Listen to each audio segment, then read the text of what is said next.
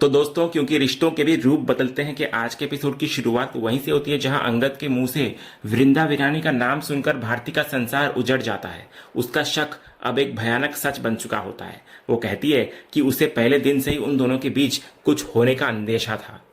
उसका दर्द अब सवालों के रूप में फूटता है। वो अंगद से पूछती है कि जब उसे सब कुछ पता था तो उसने उसके साथ ये सब क्यों किया, उसकी मांग में सिंदूर क्यों भरा, उससे सगाई क्यों की। फिर बात करते करते उसका भावनात्मक संतुलन दोबारा से टूटता हुआ नजर आता है और वो फिर से चाकू से खुद को नुकसान पहुंचाने की कोशिश करती है। तो अंगद उसको रोकने की कोशिश करता है, लेकिन भारती उसको पीछे ढकेल देती है। तभी अंगद उसको शांत होने के लिए कहता है और कहता है कि वो खुद को चोट ना पहुंचाए। तो भारती कहती है कि वो खुद को चोट नहीं पहुंचाएगी, लेकिन अगले ही पल वो अपनी जान लेने की धमकी देती है। तो अंगद तुरंत उसका हाथ पकड़ लेता है और कहता है कि वो उसे ऐसा करने नहीं देगा। तभी इस छीना झपटी के बीच भारती के अंदर का लावा एक नई दिशा में बह निकलता है। वो रोते हुए कहती है कि इसमें उसकी कोई गलती नहीं थी, उसने तो सिर्फ उससे प्यार किया था। और फिर उसका सारा दर्द, गुस्सा और विश्वासघात एक बिंदु पर केंद्रित हो जाता है।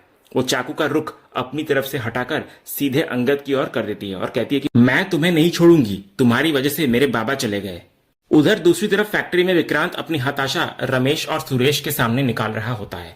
वो कहता है कि उसने सपने में भी नहीं सोचा था कि वृंदा मैडम इतनी स्मार्ट निकलेगी, जो शक्ल से इतनी सीधी सादी दिखती है। वो इस बात को लेकर भी उलझन में होता है कि शादीशुदा होने के बावजूद वृंदा ने खुद को सिंगल क्यों बताया, इसके पीछे उसका क्या मकसद हो सकता है। तभी वृंदा, जो चुपचाप वहां खड़ी उनकी सारी बातें सुन रही होती है, सामने आती है और कहती है, इस सब का जवाब मैं दूंगी आपको मिस्टर ठाकुर। इसके बाद वो सीधे विक्रांत से कहती है कि उसे सिर्फ उससे बात करनी है। तो जब रमेश और सुरेश जाने लगते हैं तो वृंदा उनको रोकती है और एक बॉस की तरह चेतावनी देती है कि अगर उसने दोबारा उन्हें इस तरह शराब पीते हुए देखा तो वो उन दोनों को नौकरी से निकाल देगी। इसके बाद वृंदा सीधे विक्रांत के पास आती है और उस पर बरस पड़ती है कि आप खुद को समझते क्या है मिस्टर ठाकुर, आपकी हिम्मत कैसे हुई मेरा पीछा करने की। इस बीच उधर ऑफिस के अंदर रमेश और सुरेश ये सारी घटना कृपा को बता रहे होते हैं। तो कृपा ये सुनकर हैरान होती है कि वृंदा मैडम ने विक्रांत सर से ऐसे बात की। तो रमेश कहता है कि उसने मैडम को इतने गुस्से में कभी देखा नहीं है। इस पर कृपा आत्मविश्वास से कहती है कि प्रेगनेंसी में ऐसा होता है, मूड बदलता रहता है, और पूछती है, अब तो मानोगे ना कि मैं सच कह रही थी कि वृंदा मैडम पक्का प्रेग्नेंट है। तभी दुर्भाग्य से कृपा की ये बात दूर खड़ी कजरी सुन लेती है और ये जानकर हैरान हो जाती है। उधर बाहर वृंदा विक्रांत को बुरी तरह से डांट रही होती है। वो कहती है कि अगर उसे कुछ जानना था तो वो सीधे उससे आकर पूछ सकता था, इस तरह कायरों की तरह पीठ पीछे पीछा करने की क्या जरूरत थी। वो कहती है कि उसकी इस हरकत से वो उसके चरित्र और व्यक्तित्व के बारे में क्या समझे। वो इसे अनप्रोफेशनल बताती है। फिर वो उसको याद दिलाती है कि उसने इन्विटेशन कार्ड के बारे में साफ साफ बता रखा था, फिर भी उसने उसका पीछा किया। तो विक्रांत इस पर माफी मांगता है, लेकिन कहता है कि उसने ऐसा इसलिए किया क्योंकि उसे अपने सवालों के जवाब चाहिए थे। तो वृंदा उसको टोकते हुए कहती है कि वो हर बार माफी मांगता है और फिर वही गलती करता है। इसके बाद वृंदा उसे उसकी असली जगह याद दिलाती है। वो कहती है कि mister Thakur, I think you keep forgetting that you are an employee over here. वो कहती है कि उसे ये बताने की जरूरत नहीं है कि वो क्या है, लेकिन यहाँ के लोगों की जिम्मेदारी उसकी है और वो अपने परिवार जैसे लोगों को अंधेरे में नहीं रखना चाहती। वो वादा करती है कि वो हर किसी के हर सवाल का जवाब देगी, लेकिन सही समय आने पर। फिर वो उसको चेतावनी देती है कि अगली बार उसका पीछा करने की गलती ना करे, क्योंकि ये उसकी आखिरी चेतावनी है। इतना बोलकर वृंदा वहां से चली जाती है। उधर दूसरी तरफ कजरी भागते हुए अपने पति नंदू के पास जाती है और उसको बताती है कि वृंदा मैडम पेट से है। तो नंदू इस बात पर यकीन नहीं करता और कहता है कि वो कुंवारी है और अकेली रहती है, तो ऐसा कैसे हो सकता है। लेकिन कजरी जोर देकर कहती है कि वो सच कह रही है। उधर इसी बीच वृंदा अपने कैबिन में अकेली खुद से बात कर रही होती है। वो सोच रही होती है कि अंगद भारती को सच बताने वाला था, पता नहीं उसने बात की होगी या नहीं। फिर वो इस निष्कर्ष पर पहुंचती है कि अब तो सच बताने के अलावा कोई और रास्ता भी नहीं बचा है। तभी इतने में वृंदा को अंगद का फोन आता है और वो बिना सोचे समझे उसको भारती के बारे में पूछ लेती है। लेकिन फोन के दूसरी तरफ अंगद नहीं बल्कि भारती होती है। भारती की आवाज में एक अजीब सी घबराहट और सख्ती होती है। वो वृंदा को बिना कोई सफाई दिए तुरंत अपने घर आने का आदेश देती है। तो वृंदा के मन में हजारों सवाल उठते हैं। वो भारती की खैरियत पूछने की कोशिश करती है, लेकिन भारती बिना कोई जवाब दिए फोन काट देती है। अगले ही पल वृंदा भागते हुए भारती के घर पहुंचती है। जैसे ही इधर दरवाजा खुलता है, भारती वृंदा के सामने हाथ जोड़कर खड़ी होती है। उसकी आंखों में पछतावा और डर साफ झलक रहा होता है। वो रोते हुए अंदर की ओर इशारा करती है, जहां अंगद बैठा होता है। तो वृंदा जैसे ही अंदर पहुंचती है, उसकी रूह कांप जाती है। अंगद के हाथ पर गहरी चोट लगी होती है और खून बह रहा होता है। इधर अंगद गुमसुम सा बैठा होता है, जैसे उसे अपनी चोट का दर्द ही महसूस न हो रहा हो। तो इधर वृंदा अंगद को बार बार पूछती है कि यह सब कैसे हुआ, लेकिन अंगद एक शब्द भी नहीं बोलता। तभी कहानी फ्लैशबैक में जाती है और पता चलता है कि यह हादसा कैसे हुआ। भारती गुस्से से पागल होकर हाथ में चाकू लिए अंगद पर हमलावर थी। वो चिल्लाकर कह रही थी कि अंगद की वजह से ही उसने अपने बाबा को खो दिया। भारती उसे धोखा देने और झूठ बोलने का इल्जाम लगाती है। उसका गुस्सा इस कदर बढ़ जाता है कि वो अंगद को खत्म करने की धमकी तक देने लगती है। जब वो अंगद पर झपटती है तो खुद को बचाने के लिए अंगद उसको पीछे धक्का देता है, तो भारती दोबारा उस पर हमला करने बढ़ती है और उसे रोकने की कोशिश में अंगद की बाजू पर चाकू लग जाता है और उसको चोट लग जाती है। तो इधर अंगद को खून से लथपथ देखकर भारती का सारा गुस्सा एक पल में गायब हो जाता है। वो डर के मारे कांपने लगती है और फूट फूट कर रोने लग जाती है। उसे यकीन नहीं होता कि उसने अपने हाथों से अंगद को चोट पहुंचा दी है। इधर अंगद बार बार उसको दिलासा देने की कोशिश करता है कि वो ठीक है, लेकिन भारती इस कदर सदमे में होती है कि वो खुद को ही कोस रही होती है। वो बार बार चिल्लाती है कि यह सब उसकी वजह से हुआ है। वो खुद पर गुस्सा करती है और अपने किए पर पछतावे के आंसू बहाती है।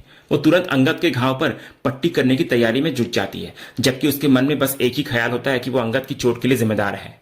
फिर अंगद के घाव पर पट्टी करते हुए भारती पूरी तरह से बिखर चुकी होती है। उसके इमोशंस का संतुलन बिगड़ गया होता है। एक पल वो प्यार में डूबी दिखती है और अगले ही पल उसका दर्द नफरत में बदल जाता है। वो अंगद पर चिल्लाती है और अपने बाबा की मौत का जिम्मेदार उसको ठहराती है। भारती का ये मानसिक उतार चढ़ाव दिखाता है कि वो उस सच्चाई को स्वीकार करने में कितनी असहाय है जो उसको अंदर ही अंदर खाए जा रही है। तभी अंगद अब चुप नहीं रह पाता। वो भारती को होश में लाने की कोशिश करता है और अपनी मजबूरी बयां करता है। फिर वो अंत में वो सच उगल देता है जिसे उसने इतने दिनों तक छुपा रखा था। अंगद कहता है कि वो कोई मजदूर नहीं बल्कि एक शादीशुदा इंसान है और उसके 2 बच्चे भी हैं। अंगद खुलासा करता है कि उसका यहाँ आने का असली मकसद अपनी कंपनी को करोड़ों के नुकसान से बचाना था, क्योंकि उसने अपने पिता से वादा किया था कि वो फैक्ट्री में पनप रही समस्याओं की जड़ का पता लगाएगा। इस मिशन में उसकी हेल्प के लिए वृंदा यहाँ मिहिर वीरानी की बेटी बनकर आई थी, लेकिन असल में वो मिहिर वीरानी यानी कि मेरे पापा की बहू है। फिर अंगद स्वीकार करता है कि उसने एक मजदूर का ढोंग इसलिए रचा ताकि वो वर्कर्स की समस्या को समझ सके, जबकि वृंदा मैनेजमेंट की कमियों पर नजर रखे हुए थी। फिर अंगद का दर्द तब साफ झलकता है जब वो भारती से माफी मांगता है। वो कहता है कि वो भारती से कभी प्यार नहीं कर पाया और ना ही कर सकता था, क्योंकि वो पहले से ही वृंदा के साथ वैवाहिक बंधन में है। वो भारती को एक बेहतरीन और सच्ची दोस्त मानता है और इसी वजह से उसका दिल तोड़ना उसके लिए सबसे मुश्किल काम था। वो कहता है कि इस दोस्ती की कदर की वजह से ही वो उसे सच नहीं बता पा रहा था। तो भारती जब रोते हुए सवाल करती है कि एक दोस्त के नाते भी उसने सच क्यों नहीं बताया, तो अंगद उसको अतीत की एक डरावनी याद दिलाता है। वो बताता है कि उसने कई बार बीकू और भारती को सच बताने की कोशिश की थी, लेकिन जब उसने संकेत दिए थे तो भारती ने अपनी जान लेने की कोशिश की थी। वो उस पल को याद कर आज भी कांप उठता है। अंगद कहता है कि वो सही वक्त और मौके की तलाश में था, लेकिन हालात ऐसे बने कि बात रोके तक पहुंच गई। उसने बीकू से भी रोकने की मिन्नत की थी, लेकिन कोई रास्ता न देख उसे वृंदा की आई को यहां बुलाना पड़ा। तो अंगद की बातों से भारती को सबसे बड़ा झटका तब लगता है जब उसको पता चलता है कि वो महिला जिसे वो अभी तक अंगद की आई समझ रही थी, वो वास्तव में वृंदा की आई है। यह खुलासा भारती के लिए किसी सदमे से कम नहीं होता। उसकी आंखों में अब पछतावे के साथ साथ एक गहरा सन्नाटा होता है, क्योंकि अब उसके सामने उसका पूरा सपना एक झूठ की बुनियाद पर खड़ा दिखाई दे रहा होता है। फिर अंगद भी स्वीकार करता है कि जिस महिला को सब उसकी आई समझ रहे थे वो असल में उसकी सांस है। वो वृंदा की आई है, जो यहाँ केवल अंगद की हेल्प के लिए और उसको भारती से दूर करने के मिशन के साथ आई थी। अंगद भारती के सामने हाथ जोड़कर मालती द्वारा दिए गए कष्टों के लिए माफी मांगता है। वो स्वीकार करता है कि उन्होंने भारती से बहुत काम करवाया और बीकू पर भी अनावश्यक दबाव बनाया। अंगद का तर्क ये होता है कि उन्होंने इस रिश्ते को खत्म करने की हर मुमकिन कोशिश की, लेकिन भारती की जिद के आगे वो बेबस हो गए थे। फिर अंगद बीकू के साथ हुए उस हादसे का भी जिक्र करता है। वो बताने लगता है कि वो फैक्ट्री जाकर बीकू को सब कुछ सच सच बताने ही वाला था, लेकिन इससे पहले कि वो मुंह खोल पाता, बीकू दादा को दिल का दौरा पड़ गया। फिर अंगद सिंदूर वाली घटना पर सफाई देते हुए कहता है कि वो तो बस एक हादसा था। उसे किसी का धक्का लगा और वो सिंदूर उसके हाथ से छूटकर सीधे भारती की मांग में जा गिरा। वो साफ कहता है कि उसने जानबूझकर ऐसा नहीं किया था। इसके बाद अंगद हाथ जोड़कर अपनी बेगुनाही और मजबूरी बयां करता है। उसका दर्द झलकता है जब वो कहता है कि उसने कभी सपने में भी नहीं सोचा था कि यहाँ आकर उसका जीवन और उसके परिवार के रिश्ते इस कदर बिखर जाएंगे। उसने और वृंदा ने कभी नहीं सोचा था कि उनके अपने निजी रिश्ते भी इस सबके बीच इतने सफर होंगे। वो कहता है कि वो किसी भी तरह की सफाई या जस्टिफिकेशन नहीं देना चाहता, बस अपनी गलती स्वीकार करता है। फिर अंगद कहता है कि वो जानता है कि यह सच बताने का सही वक्त नहीं है, क्योंकि भारती अभी भी अपने बाबा के निधन के गम से बाहर नहीं आ पाई है, लेकिन वो अंदर से पूरी तरह हार चुका है और अब सच को अपने सीने में दबाकर रखना उसके लिए नामुमकिन हो गया था। इसके बाद फ्लैशबैक खत्म होने पर हम देखते हैं कि भारती चुपचाप रो रही होती है और वृंदा अंगद के मुंह से ये पूरी कहानी सुन रही होती है। और इसी सीन के साथ आज का यह एपिसोड यहीं पर खत्म होता है। तो दोस्तों, आपको आज के एपिसोड का अपडेट कैसा लगा, अपनी राय हमें कमेंट बॉक्स में जरूर बताएं। अगर आपको आज का ये वीडियो पसंद आया हो तो वीडियो को लाइक और शेयर जरूर करें, और ऐसे ही लेटेस्ट एपिसोड के अपडेट्स जानने के लिए हमारे इस चैनल को सब्सक्राइब करना ना भूलें और बेल आइकन को भी जरूर दबाएं। हम मिलते हैं अगले एपिसोड के अपडेट के साथ, तब तक के लिए धन्यवाद।